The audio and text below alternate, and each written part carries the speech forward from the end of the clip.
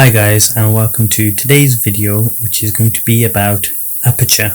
So you've started learning photography properly. You may be taking a photography course, or you may just be checking out the internet, or you've got an old camera lying around and somebody said, yeah, go on, use it, but you don't know what to do with it. And you just need a few pointers on the basics. So the first part that I'm going to be talking about is aperture. So take this lens. This is an actual manual lens, and I'm going to show you on this how the aperture works. Okay, so the first thing is you've got a set of numbers here going from 22 to 2.8. Might be a little hard to read. So those are known as f-stops or f-numbers or aperture, and you're probably wondering, what does an f-stop do? Well, essentially it lets in light. So we're going to show you that now. If I take this off and take the cap off, a camera is basically a box with a hole in it. When you press the take photo button or the shutter button, it will open the hole and then the shutter will go back down. Okay, and essentially that's what was happening when you would take a picture with a film camera, and digital works in a similar way. We'll get to that in another video. But you have your lens. This is your lens. Currently I have it stopped down to f22. Okay, there are different ways to describe things. So with an f-stop, if it's at f22 like this one is, it's classed as being closed. Okay, and we can see that.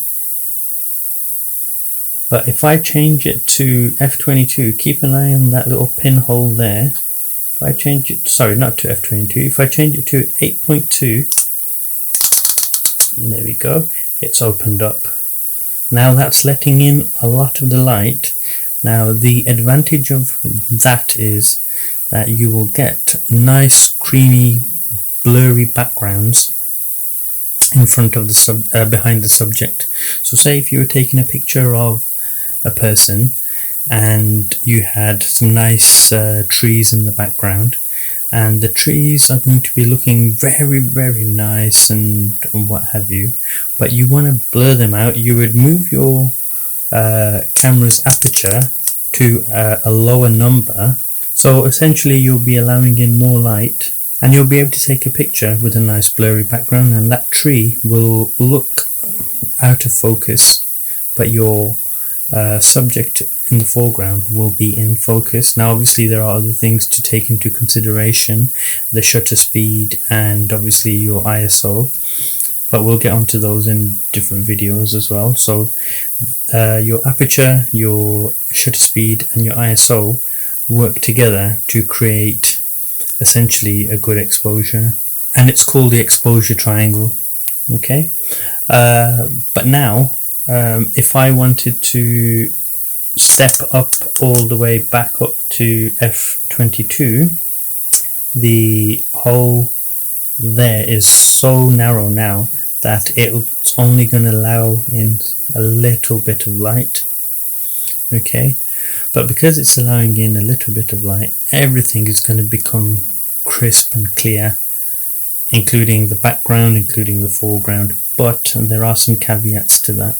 The first one being that you'll need to bump up, well, you'd have to bump down your shutter speed or bump up your ISO. So you do need to take that into consideration. That's why the exposure triangle comes into play.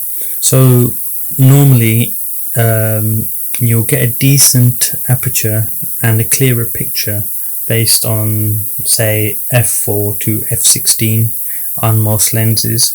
The best thing to do is when you get your camera, just take a picture of an object at various different apertures and just see what happens with the light, and you'll see that your lens will actually perform better at some f-stops than others. So I know this one, it's an f2.8, but when I first got this and I was testing it out, f5.6 was a lot more clearer than f2.8.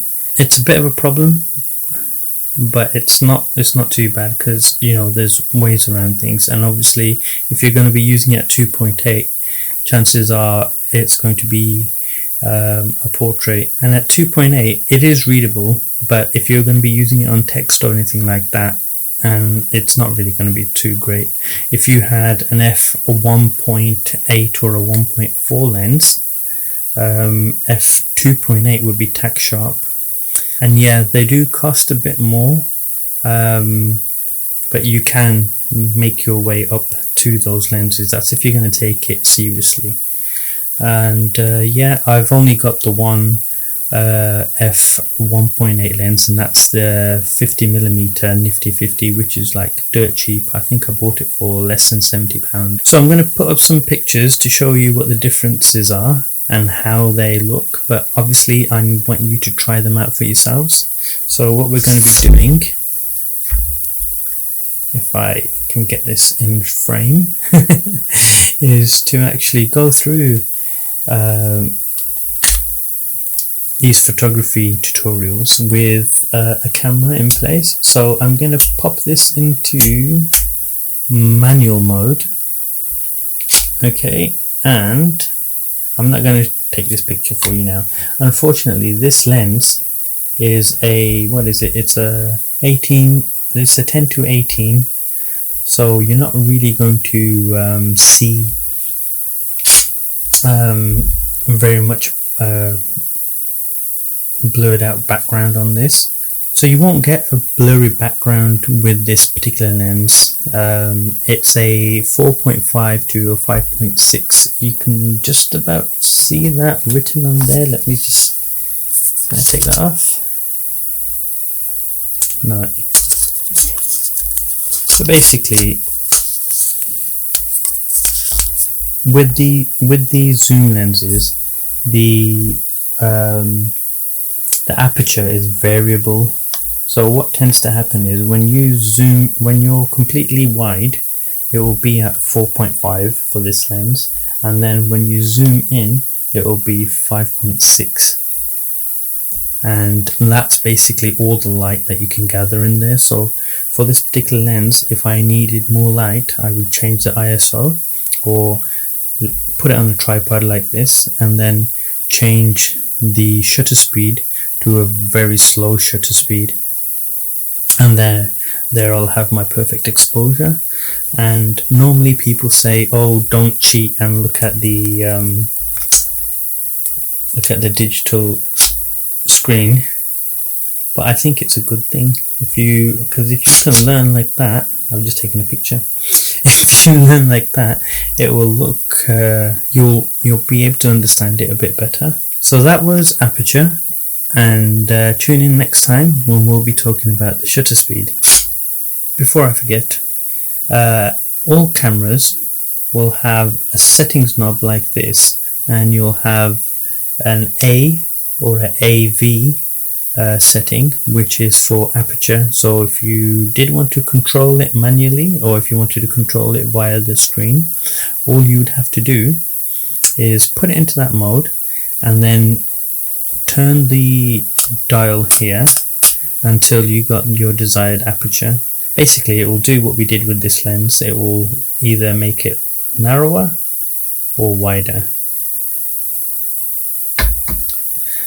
And there you have it. Please tune in next time for the shutter episode, and please like and subscribe to my channel, and I'll see you next time. Thank you.